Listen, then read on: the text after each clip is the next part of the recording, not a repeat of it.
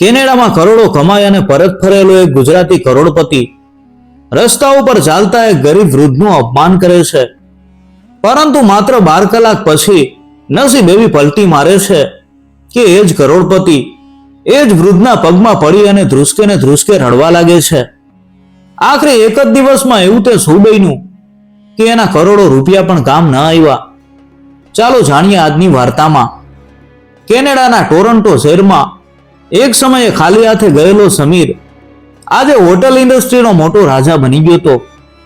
એની પત્ની કવિતા પણ એના આ બિઝનેસમાં બરોબરની ભાગીદાર હતી. આલિશાન બંગલો, 4-5 મોંઘી ગાડીઓ અને દુનિયાના કોઈ પણ ખૂણે ફરવા જવાની તાકાત, આ બધી સગવડોએ સમીર અને કવિતાના મનમાં એક મોટો અહંકાર ઊભો કરી દીધો હતો. તેઓ માનતા થઈ ગયા હતા કે દુનિયાની કોઈ પણ વસ્તુ, વ્યક્તિ કે ભાવના પૈસાથી ખરીદી શકાય છે.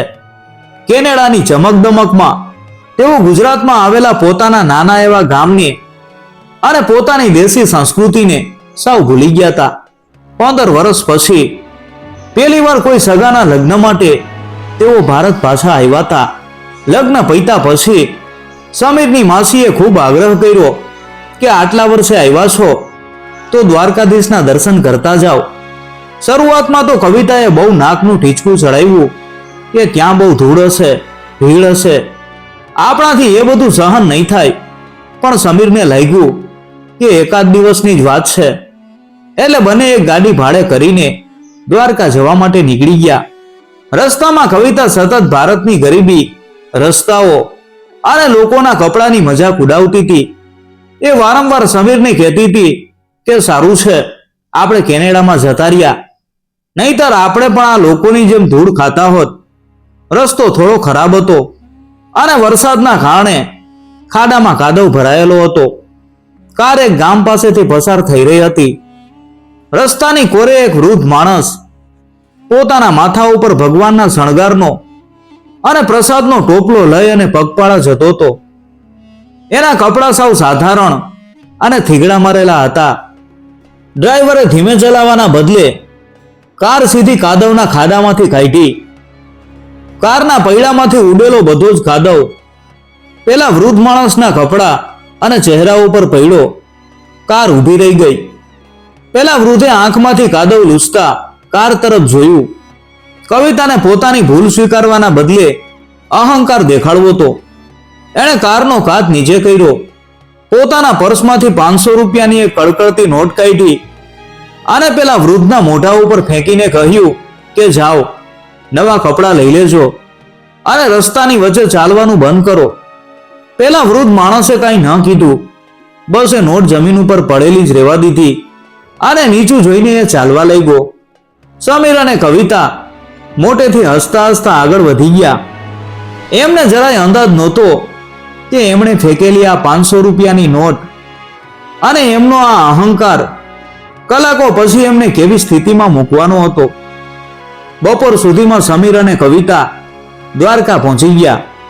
મંદિરમાં અને બજારમાં માણસોનું ઘોડાપુર ઉમટ્યું હતું.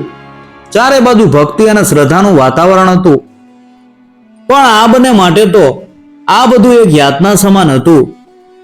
કવિતા સતત વીઆઈપી લાઈન ગોતતી હતી અને સમીર પૈસાની લાલચ આપીને જલ્દી દર્શન પતાવવાની તૈયારીમાં હતો.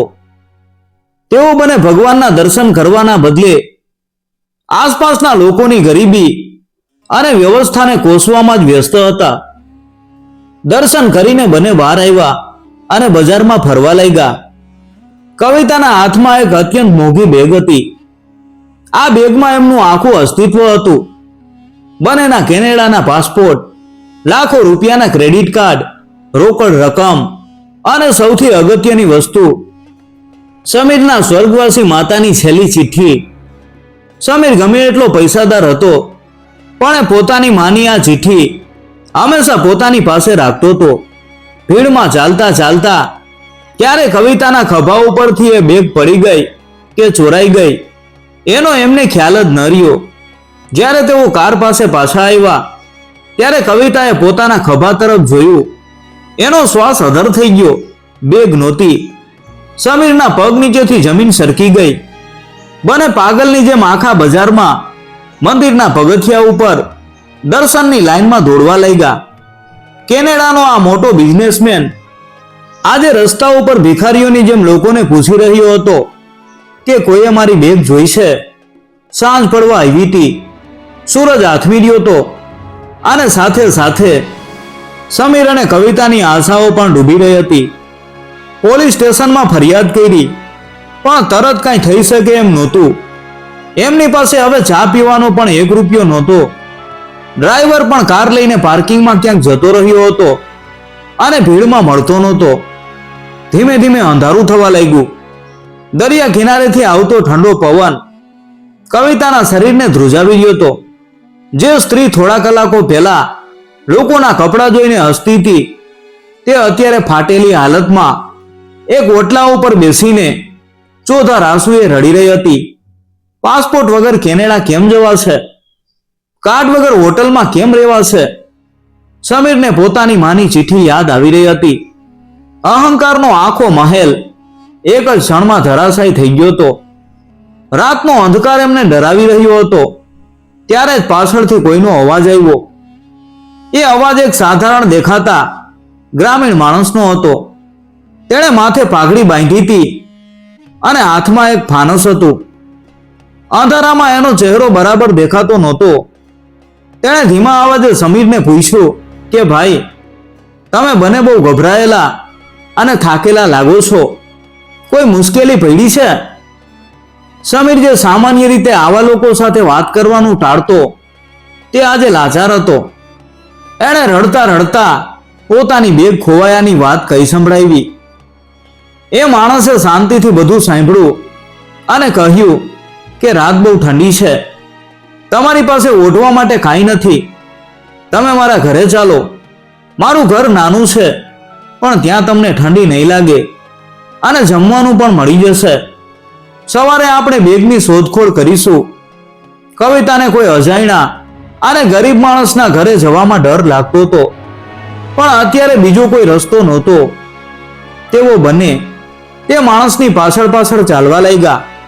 થોડું ચાલ્યા પછી તેઓ એક સાવ કાચા માટીના અને નળિયાવાળા મકાન પાસે પહોંચ્યા. ઘરમાં જતા જ એક વૃદ્ધ માજીએ એમનું સ્વાગત કર્યું. ઘરમાં માંડ એક ખાટલો અને એક ચૂલો હતો, પણ ઘર એકદમ ચોખ્ખું હતું. માજીએ તરત જ ચૂલા ઉપર દેવતા સળગાવ્યો. થોડી જ વારમાં ગરમા ગરમ બાજરાના રોટલા, ઓળો અને માખણ તૈયાર થઈ ગયું.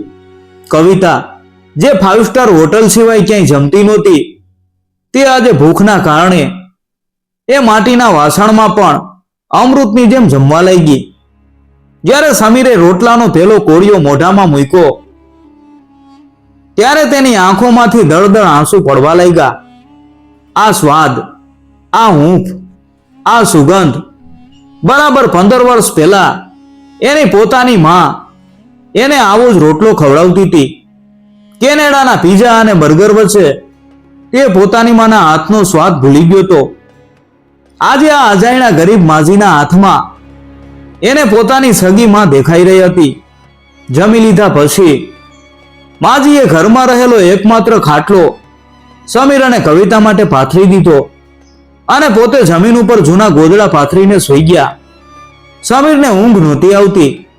તે વિચારી રહ્યો હતો કે પૈસાથી આપણે મોટા નથી થતા, મોટા થવાય છે દિલથી. આ ગરીબ દંપતી પાસે કાંઈ નથી, છતાં એમનું દિલ કેટલું મોટું છે. સવારનો કુમળો તડકો માટીના ઘરના આંગણામાં પડ્યો. સમીરની આંખ ખુલી. એણે જોયું કે પેલા વૃદ્ધ કાકા બહાર ખાટલા ઉપર બેસીને દાંતણ કરી રહ્યા હતા. સમીર અને કવિતા બહાર આવ્યા. અજવાળામાં જ્યારે સમીરે એ વૃદ્ધ કાકાનો ચહેરો જોયો, ત્યારે એના પગ નીચેથી જમીન સરકી ગઈ. એનું હૃદય જોરથી ધડકવા લાગ્યું. કવિતાએ પણ મોઢા ઉપર હાથ મૂકી દીધો. આ એ જ વૃદ્ધ માણસ હતા, કાનજી બાપા, જેના ઉપર ગઈકાલે સવારે એમણે કારનો કાદવ ઉડાવ્યો હતો. ઘરની બહાર દોરી ઉપર કાદવથી ખરડાયેલા એ જ કપડાં સુકાઈ રહ્યા હતા. સમીરની નજર ઘરના મંદિરમાં પડી. ભગવાનની મૂર્તિ પાસે પેલી 500 રૂપિયાની કડકડતી નોટ મૂકેલી હતી. જે કવિતાએ અહંકારમાં એમના ઉપર ફેંકી હતી. સમીરને હવે બધું સમજાઈ ગયું હતું. કાનજી બાપા ગઈકાલે રાતે જ એમને ઓળખી ગયા હતા. જે લોકોએ એમનું અપમાન કર્યું, એમના કપડાં બગાડ્યા, એ જ લોકોને એમણે આખી રાત પોતાના ઘરનો એકમાત્ર ખાટલો આપી દીધો. પોતે જમીન ઉપર સૂઈ ગયા અને પોતાના ભાગનું જમવાનું પણ એમને ખવડાવી દીધું. સમીર દોડીને કાનજી બાપાના પગમાં પડી ગયો. એ નાના બાળકની જેમ ધ્રુસકે ને ધ્રુસકે રડવા લાગ્યો કે બાપા, અમને માફ કરી દો. અમે પૈસાના નશામાં આંધળા થઈ ગયા હતા. અમે તમારું અપમાન કર્યું અને તમે અમને ભગવાનની જેમ સાચવા. સમીર રડતા રડતા બોલી રહ્યો હતો, તમે ગઈકાલે રાતે જ અમને કેમ ન કાઢી મૂક્યા? કાનજી બાપાએ હસીને સમીરને ઊભો કર્યો અને માથે હાથ ફેરવતા કહ્યું કે બેટા, ભૂલ તો માણસથી જ થાય. તમારા કપડાં કાદવથી બગાડ્યા હોત તો તમે ધોઈ નાખત. એમ મારા કપડાં બગડ્યા તો મેં ધોઈ નાખ્યા. એમાં હું વેર શું કામ રાખું? અને આ 500ની નોટ મેં મંદિરમાં મૂકી દીધી છે, કારણ કે ગુસ્સામાં અને અહંકારમાં ફેંકાયેલો પૈસો ભગવાનનો જ કહેવાય. એ અમારા ગરીબના કામમાં ન આવે. આ શબ્દો સાંભળીને કવિતા પણ રડી પડી. કેનેડાના લાખો ડોલર આજે આ ગામડાના અભણ કાકાના સંસ્કારો સામે સાવ કંગાળ અને વામણા લાગી રહ્યા હતા. એમને સમજાયું કે સાચી સંપત્તિ બેંક બેલેન્સમાં નથી, પણ માણસાઈમાં છે. પણ સમીરના મનમાં હજુ એક જ ડર હતો, એની બેગ અને માતાની ચિઠ્ઠી. એનું શું થશે? કાનજી બાપાએ સમીરને શાંત કર્યો અને અંદર ઓરડામાં ગયા. થોડી વાર પછી તેઓ બહાર આવ્યા. ત્યારે એમના હાથમાં એક બેગ હતી. સમીર અને કવિતાની આંખો આશ્ચર્યથી પોળી થઈ ગઈ. આ એમની જ ખોવાયેલી બેગ હતી. કાનજી બાપાએ કહ્યું કે બેટા, ગઈકાલે સાંજે મારો દીકરો મંદિરે દર્શન કરવા ગયો હતો. ત્યાં એને ભીડમાં પગથિયા પાસે આ બેગ મળેલી. એને ખબર નહોતી કે આ કોની છે. એમાં અંગ્રેજીમાં કાગળિયા હતા. એટલે અમે વિચાર્યું કે સવારે પોલીસને આપી દઈશું. પણ રાતે જ્યારે તમે તમારી બેગની વાત કરી ત્યારે હું સમજી ગયો કે આ બેગ તમારી જ છે. પણ રાતે તમે બહુ ગભરાયેલા હતા, એટલે મેં વિચાર્યું કે સવારે શાંતિથી આપીશ. સમીરે તરત જ બેગ ખોલી. અંદરના કેનેડાના પાસપોર્ટ કે રોકડા રૂપિયા જોવાની એને કોઈ ઉતાવળ નહોતી. એણે સૌથી પહેલા અંદરના ખાનામાંથી પોતાની માની પેલી જૂની ચિઠ્ઠી કાઢી અને એને છાતીએ લગાવીને ચૂમી લીધી. આજે એને એ ચિઠ્ઠીની સાચી કિંમત સમજાઈ ગઈ હતી. એની માએ હંમેશા એને સંસ્કારી અને પ્રેમાળ બનવાનું કહ્યું હતું, પણ કેનેડા જઈને તે બધું ભૂલી ગયો હતો. કાનજી બાપાના રૂપમાં જાણે ભગવાને એને એક જબરદસ્ત તમાચો મારી અને જગાડ્યો હતો. કવિતા, જે ગઈકાલ સુધી ગામડાના લોકોને તિરસ્કારથી જોતી હતી, તે આજે કાનજી બાપાના પત્નીના ગળે વળગીને રડી રહી હતી. એણે રમીલાબેનને વચન આપ્યું કે તે હવે ક્યારેય કોઈને નાના નહીં સમજે.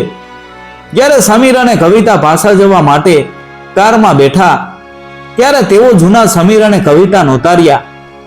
એમનો બધો જ અહંકાર દ્વારકાની એ પવિત્ર માટીમાં ઓગળી ગયો હતો.